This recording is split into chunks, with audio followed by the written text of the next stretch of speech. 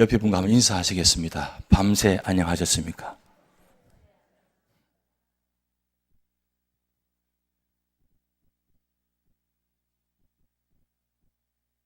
시절이 하수상합니다. 곳곳에 테러가 일어나고 쿠데타가 일어나고 살인이 일어나고 총격사건이 일어나고 세계 곳곳에 편안한 곳이 없습니다. 미국 땅에 참 안전한 곳이라고 생각들지만 사실 미국 땅에도 곳곳에 많이 힘든 모습들이 있는 것이 사실 현실입니다. 이 현실 이 가운데서 이렇게 오늘 주일 나왔은 이 자체만 하더라도 기적입니다. 그래서 밤새 안녕하셨습니까? 옛날 어른들 많이 인사하셨잖아요. 하도 많이 돌아가시니까 밤새 안녕하셨습니까? 그리고 꼭 인사 한마디 더 있죠. 아침 드셨습니까? 하도 힘들고 먹을 것도 없어서 그런 고생 시절이 그 옛날인데 요즘 참 좋은 세상입니다. 그런데 좋은 세상에 날이 갈수록 이런 어려움들이 참 많으니까 살아가기가 보통 복잡하지 않고 힘들지 않습니다. 오늘 우리 제목 같이 한번 읽어보시겠습니다. 시작. 하나님은 풍랑을 통해서 역사하십니다. 저 뒤편 그림이 보시면 하더라도 풍랑 가운데서 물길을 치는 그런 요동치는 그런 한가운데 있는 모습입니다. 저 모습이 오늘 우리 세상의 모습입니다. 여러분의 삶의 자리의 모습입니다. 언제 어느 순간에 어느 때에 이런 일들이 일어날지 아무도 모릅니다. 그런데 끊임없이 이 인생의 풍랑이 계속 몰아치고 있습니다. 이 몰아치는 이때에 그럼 과연 우리는 어떻게 이 풍랑 가운데 한복판에 서 있는데 어떻게 살아갈 것인가? 그 말씀을, 그 비결을 오늘 마태복음 14장에 오늘 본문을 통해서 그 비밀을 말씀드리려고 합니다. 제가 당연한 말씀 드리지만 인생의 풍랑을 하나님께서 어떻게 인도하시며 역사하시느냐. 첫 번째는 하나님은 기도하라고 말씀하십니다. 당연한 이야기입니다. 이 당연한 이야기를 우리가 하지 않고 있다는 사실이에요. 지금 밭 한가운데 있습니다.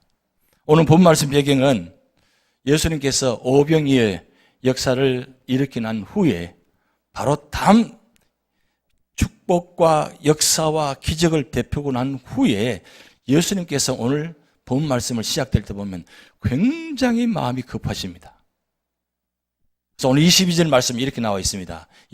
예수께서 즉시 제자들을 재촉하사 뭐가 그렇게 바쁘신지 뭐가 급한 일이 있으신지 재촉하사 자기가 무리를 보내는 동안에 배를 타고 앞서 건너편으로 가게 하시고 제자들을 먼저 재촉해서 이 갈릴리 바다를 건너게 만드십니다. 그러고 난 다음 또 그 많은 무리들을 이제 보내기 시작합니다.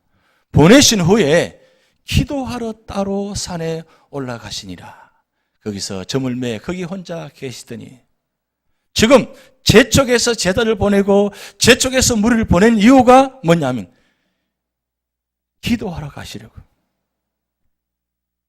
여러분 지금까지 살아오시면서 그 하는 일 빨리 멈추고 빨리 그만두고 기도하러 가야 돼. 기도하는 급한 거예요. 왜? 기도할 제목들이 많으니까 어서 빨리빨리 그렇게 퇴근 시간 그 다음에 멈추는 시간 되면 사업장 빨리 거두는 시간 되면 빨리 거두고 빨리 준비해가지고 어딜 가느냐? 기도하러 가시는 거예요. 그런 경험이 있으세요? 옛날에는 제가 어릴 적에 동네에서 보면 꼭 아침에 일어나기 전에 꼭 교회에 오셔가지고 기도하시고 덜에 나가시 일하시고 그리고 일 다 끝나시고 돌아오실 때 그냥 집에 가지 아니하시고 꼭 교회 오셔서 기도하시고 그렇게 집에 가셨어요. 그럼 뭐 한 동네니까 가능하죠. 요즘 우리 교인들 어땠어요? 분부가 적어도 25분 30분 거리잖아요. 근데 제가 서울에 있을 때 서울에 한 장로님이 참 귀한 장로님 계셨는데 그 장로님이 찬양대 특별히 하셨어요.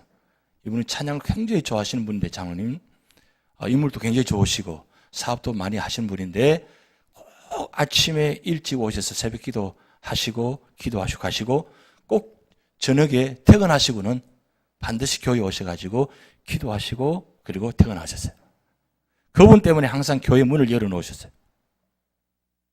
그 정도로 모습을 보면서 그래서 그 장로님의 생애가 언제나 여러 가지 아픔과 역경과 고비고비가 참 많았는데 언제나 이 장로님 모습은 꼭 얼굴이 환하십니다.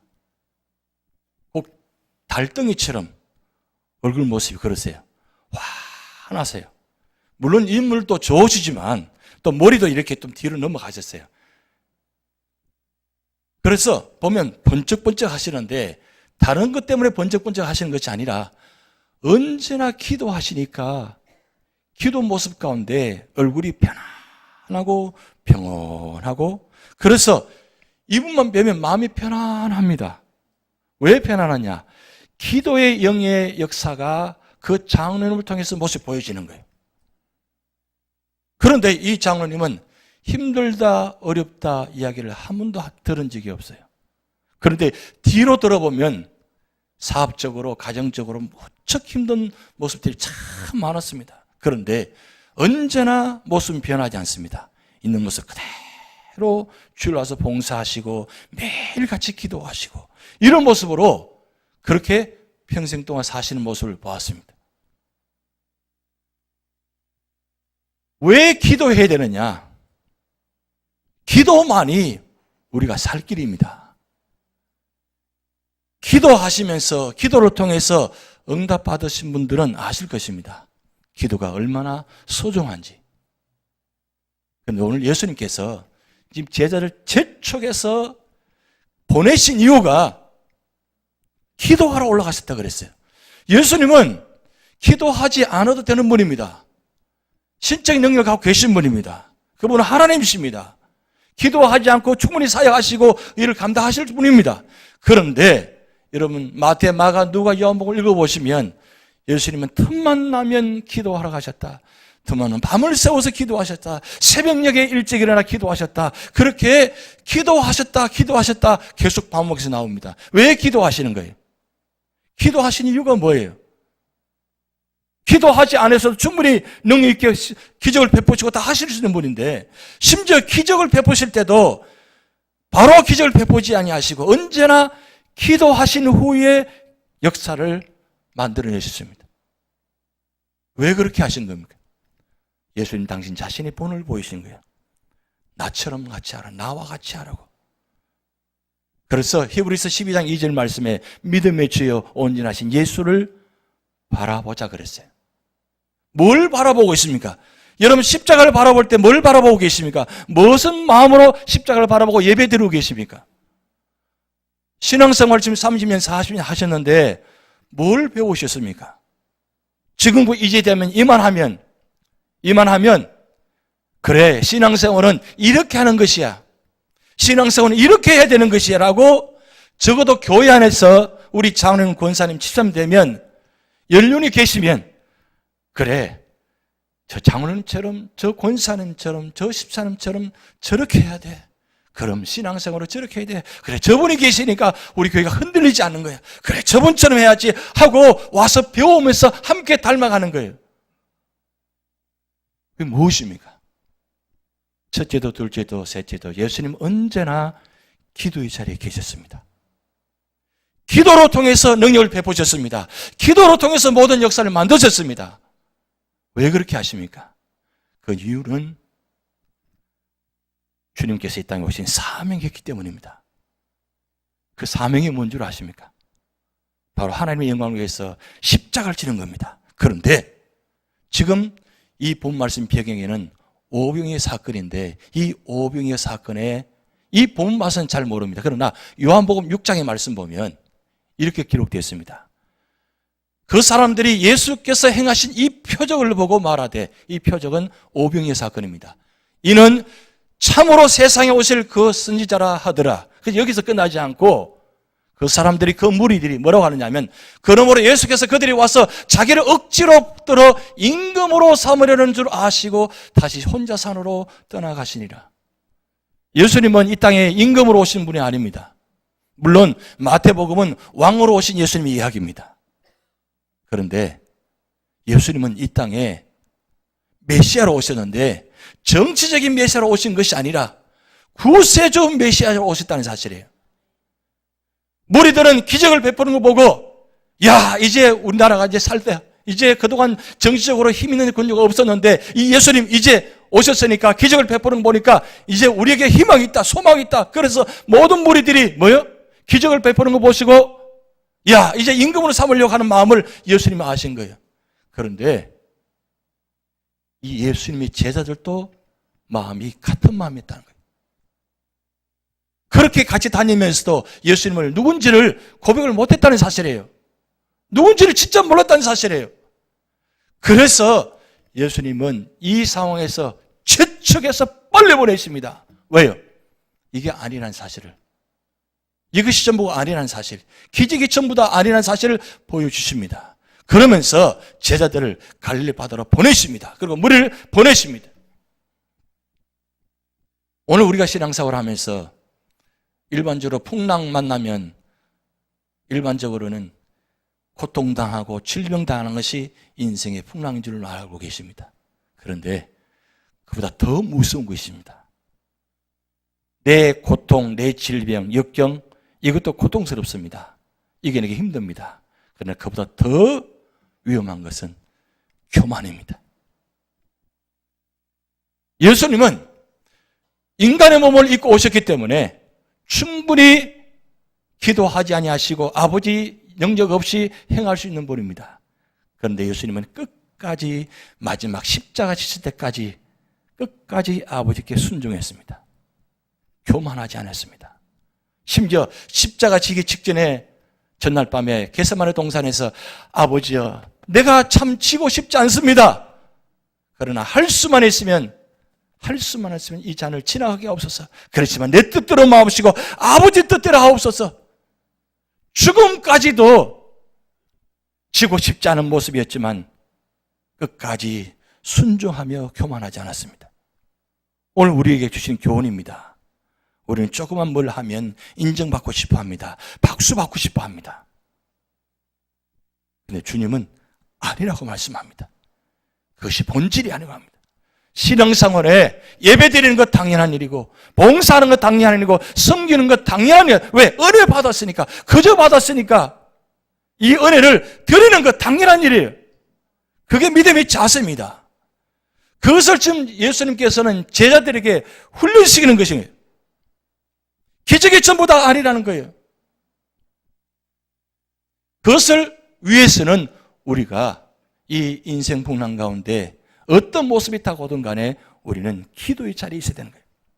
기도는 하나님 만나는 자리입니다. 그리고 하나님 만나는 자리는 내가 누구인가를 알 수 있는 자리입니다. 근데 기도하지 않으면 내가 누군지를 잘 모릅니다. 세상 사람들은 기도하지 않으니까 물질의 권세에, 권력에 추구합니다. 쫓아갑니다. 그렇게 하면 다 된 줄 압니다.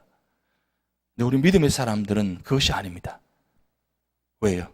하나님이 아니면 그건 아무것도 아니기 때문입니다. 결국 현재를 위해서 사느냐 아니면 미래를 위해서 사느냐. 세상 사람들은 현재를 삽니다. 현상만 보고 살아갑니다. 그런 믿음의 사람은 현상만 보지 않고 현재만 보지 않고 실상을, 미래를 바라보면서 살아갑니다. 그래야 진정한 믿음의 사람입니다. 그래서 실상과 미래를 살고 사는 사람들은 현재와 어떤 상황 가운데도 쓰러지지 않습니다. 넘어지지 않습니다. 왜요? 내게는 현재보다도 미래가 더 중요하기 때문입니다. 그 미래를 책임지실 분은 누구십니까? 하나님이십니다. 예수 그리스도십니다. 그러기에 우리는 기도의 자리를 지킬 때에 진정한 기도의 의미가 이루어지고 기도 역사가 나타납니다. 근데 지금 이 기도 시간에 제자들은 밤새도록 풍랑을 만나가지고 지금 혼비백산을 가고 있습니다. 갈릴리 바다입니다. 갈릴리 바다는 북쪽에는 헬몬산과 선에서 내려오는 찬 공기가 내려옵니다. 그리고 남쪽에서는 뜨거운 사막에서 뜨거운 공기가 올라옵니다. 그런데 이 뜨거운 공기는 낮에 올라오다가 찬 공기는 밤에 내려옵니다. 이 뜨거운 공기와 찬 공기가 만날 때에 이 갈릴리 바다는 항상 태풍이, 광풍이, 풍랑이 일어납니다. 그래서 갈릴리 바다의 주변에 사는 사람들은 이 갈릴리 바다가 항상 풍랑이 일어나는 걸 알고 있습니다. 그런데 예수님께서 지금 그 밤에 저녁 무렵에 제자들을 갈릴리 바다로 보내십니다. 보내시는데 웬걸? 밤이 새도록 풍랑을 만나가지고 그게 힘드는 가운데서 밤 사경에 주님께서 드디어 바다 위를 걸어오시기 시작합니다. 이 풍랑 가운데 어떤 말을 들어야, 어떤 도움을 받아야 우리가 위로를 받을 수 있습니까? 제자들에게 가장 위로와 소망은 주님이 나타나시는 겁니다. 주님이 나타나셔야만, 주님이 도와주셔야만 어떻습니까? 이겨낼 수 있어요. 그런데 주님께서 지금 오시고 계시는데 제자들이 주님 모습 보면서 주님이다 하지 않고 유령이다 그랬어요.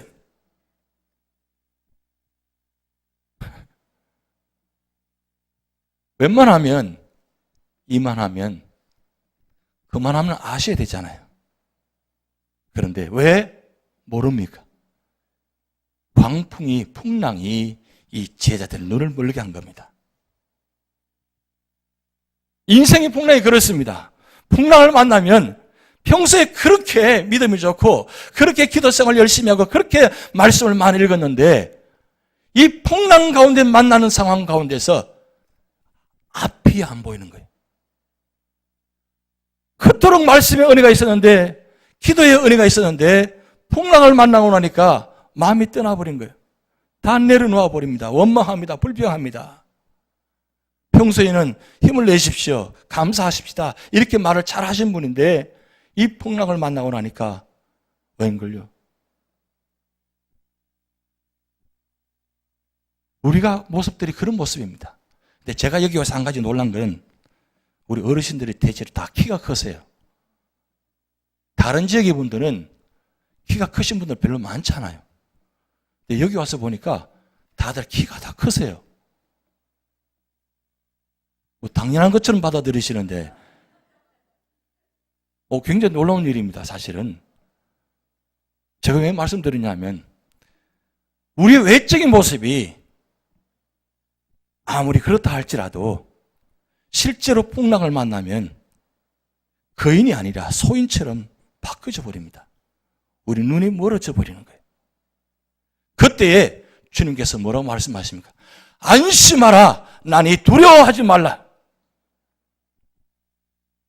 우리가 인생 풍랑 만날 때에 제자들은 두려워하고 염려하고 밤새도록 헤맸습니다. 그런데 이런 본 말씀 읽어보시면 기도하였더라 단어가 없어요. 그저 밤이 새도록. 근데 이 밤 사경은 새벽 3시부터 6시까지입니다. 초경, 2경, 3경, 4경이라고 하는데 이 로마식 계산법입니다.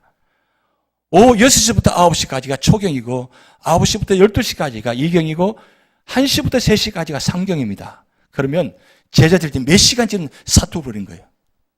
저는 6시부터 새벽 3시 이상까지 밤이 새도록 이 풍랑에 휩쓸려 가지고 정신을 못 차려갑니다. 그런데 여기 예수님 제자들은 이 갈릴리 바다 전문가들입니다. 왕년의 어부 출신들입니다. 그러면 어부 출신들은 어느 때, 어느 시점에, 어느 지역에, 어느 바다에, 어느 부분에 물살이 힘들고 불길이 힘들게 오는 것을 다 알고 있습니다. 갈릴리 바다가 크기로는, 길이로는 21km, 폭으로는 13km라고 합니다. 그러면 굉장히 큰 바다예요. 사실 바다라기보다는 호수가 맞는 이야기죠. 그런데 워낙 크다 보니까 바다로 갑니다. 그러면 13km 폭 가운데 적어도 한 7, 8km 들어가 있단 말이에요. 바다 한가운데 있어요. 그러면 전문가들의 어부가 이 물결을 헤쳐나갈 수 있어서 벌써 그 게네사렛 바다에 그 끝점에 가야 되는데 가지 못하고 밤새도록 한 9시간을 사투버리고 있는 거예요. 그만큼 풍랑이 심했다는 겁니다. 그런데 주님께서 바다 위를 걸어서 오셔서 안심하라 나니 두려워하지 말라. 어느 때에 있어야 여러분 두려워하지 않습니까? 어느 상황에 있어야 두려워하지 않습니까? 어떤 풍랑을 만나면 우리는 그 풍랑의 문제를 해결하기 위해서 우리가 제자들처럼 밤새도록 애를 씁니다. 내 지식과 내 경험과 내 모든 것 다 동원해가지고 이 문제를 해결하려고 합니다. 다 해결해봐도 끝이 보이지 않습니다. 그런데 주님께서 오시니까 그 문제가 풀리기 시작합니다.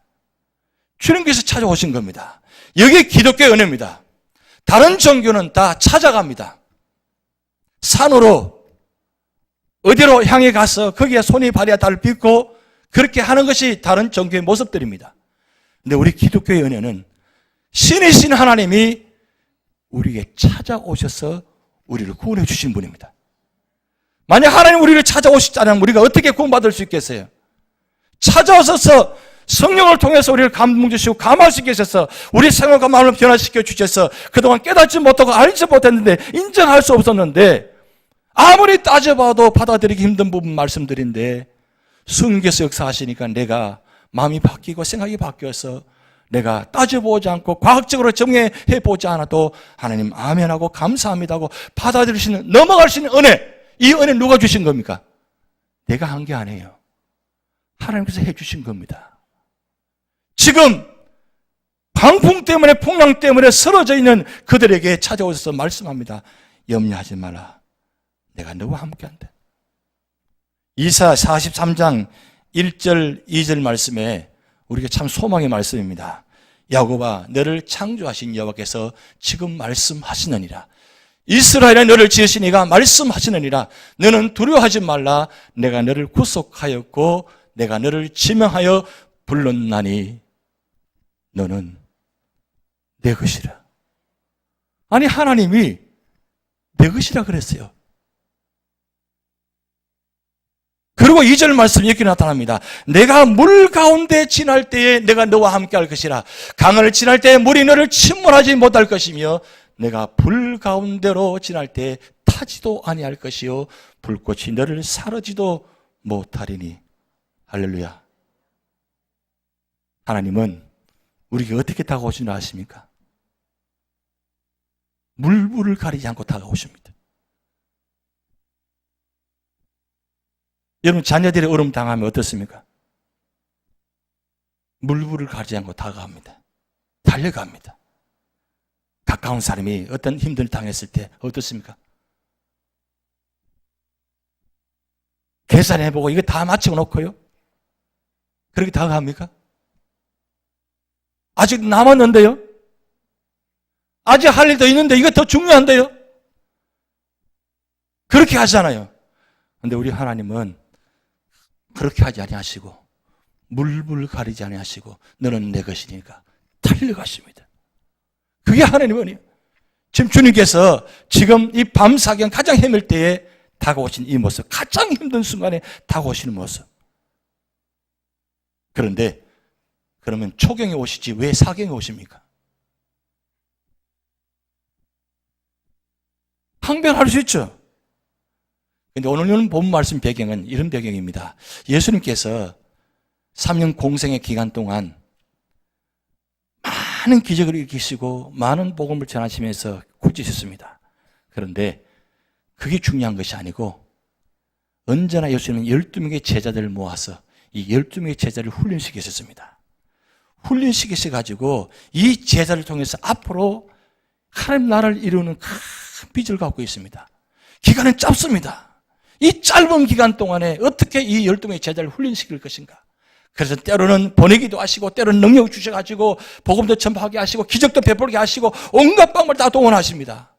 오늘 이 복음 배경도 마찬가지입니다. 예수님이 제자들을 임금으로 삼으려고 하는 한낱 세상의 왕이 아니라 지금 함께 계시는 예수님은 누구시냐? 바로 하나님의 아들 그리스도라는 걸, 이분은 세상의 참왕이시고 창조주 하나님이신 것을 깨닫고 믿게 하기 위해서 이런 과정에 훈련을 시키신 겁니다. 여러분, 오늘 우리가 삶을 살아가면서 인생 풍랑이 만나집니다. 인생 풍랑 만나서 그 풍랑을 통해서 끝나게 하시는 분은 절대 아닙니다. 원망하고 불평하고 절망하는 그 끝남이 아니라 그것을 통해서 하나님 회복시키셔서 우리를 훈련시키셔서 믿음의 사람으로, 성숙한 사람으로, 그리스도의 사람으로 세우셔가지고 우리를 통해서 이 세상을 변화시키는 하나님 나라를 만들기 위해서 세우신 것입니다. 그러기에 우리에게 다가오는 이 고난들은 고난이 아니에요. 이 고난 뒤편에 있는 엄청난 구원의 역사가 있다는 사실입니다. 오늘 예수님이 제자들을 그렇게 훈련시키십니다. 그런데 거기서 끝나지 아니하시고 바로 이게 말씀입니다. 사도행전 27장 24절 말씀 보면, 바울아 두려워하지 말라, 내가 가이사 앞에서 서야 하겠고 또 하나님께서 너와 함께 항의하는 자를 다 내게 주셨다 하였으니, 지금 사도행전 27장 배경입니다. 27장 사도 바울도 로마를 향해 가는데 수십일 동안 바다 한가운데서, 풍랑 가운데서 헤매고 있는 가운데 있습니다. 13일째 되는 그날 하나님께서 말씀합니다. 바울아 두려워하지 말라, 내가 가이사 앞에 서야 하겠고. 무슨 뜻입니까? 바울 사도는 로마 가기 전까지 죽지 않았다는 말씀입니다.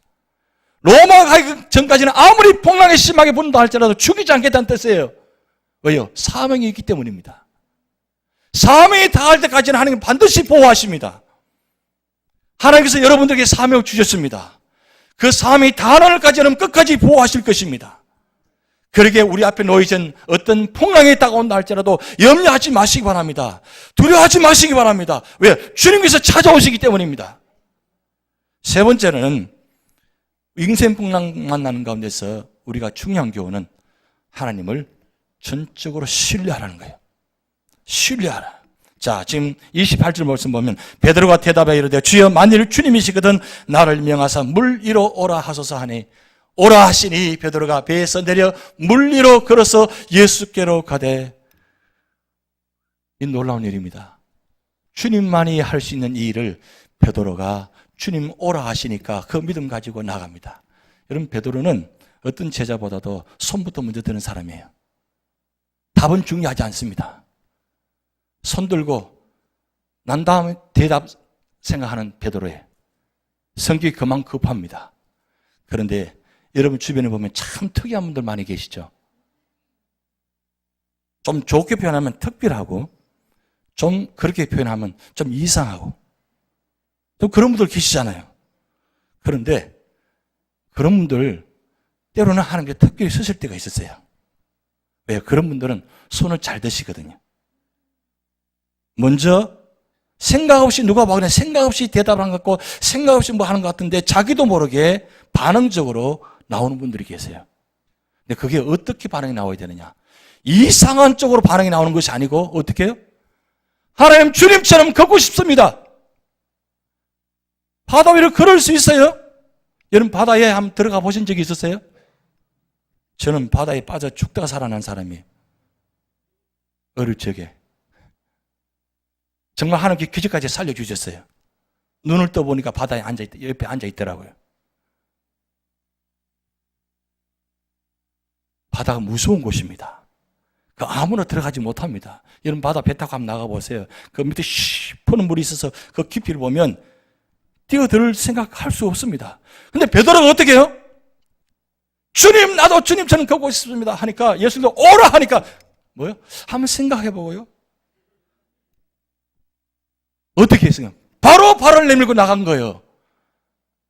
결국 몇 발자국 못 걸었지만, 그런데 끝까지 주님 바라보고 가야 되는데 바람이 부니까 어때요? 바람을 부는 걸 벌써 보는 순간 바다에 빠져 들어갑니다. 근데 바다에 빠져 들어가는 순간 어떻게 합니까?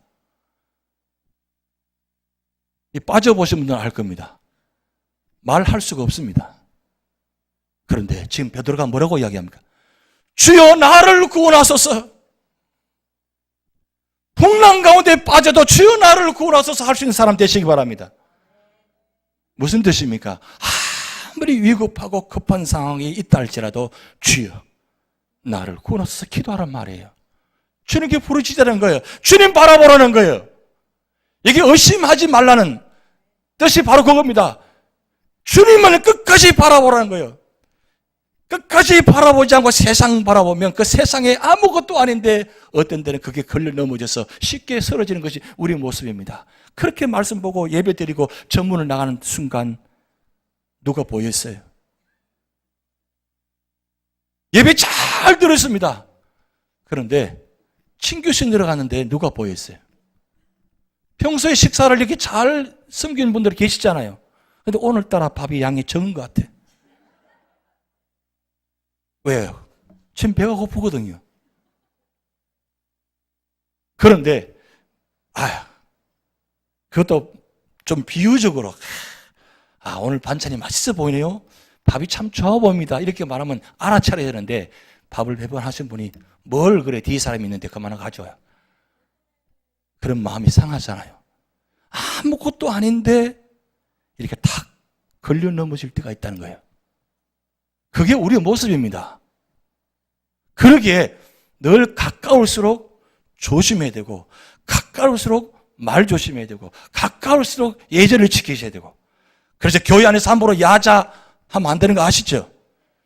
교회 안에서 20년, 30년 같이 신앙생활 하다 보니까 편하시니까 그냥 이름 부르시고 편하시니까 하십니다. 그런데 오늘따라 옆에 누가 계시니까 이제 폼 잡으려고 했는데 이게 우리 모습입니다. 풍랑은 휘몰아치는 것만 풍랑도 아니에요. 잔잔한 바다에 잔잔한 물결만 쳐도 넘어가는 것이 우리 모습입니다. 그래서 접시물에도 빠져 죽는다 그랬어요. 어떻게 접시물이 빠져 죽어요? 우리의 삶의 모습이 그런 모습이라는 거예요.